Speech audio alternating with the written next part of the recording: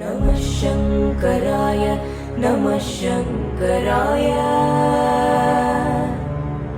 नमः शङ्कराय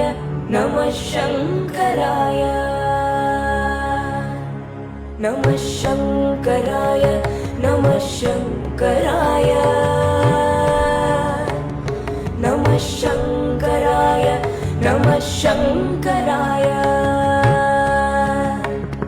कृपासागराय शुकाव्यप्रदाय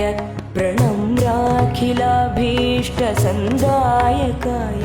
यतीन्द्रैरुपास्याङ्घ्रिपाथोरुहाय प्रबोधप्रदात्रे नमः शङ्कराय चिदानन्दरूपाय चिन्मुद्रकोद्यत्करायेश पर्याय रूपाय तुभ्यं मुदा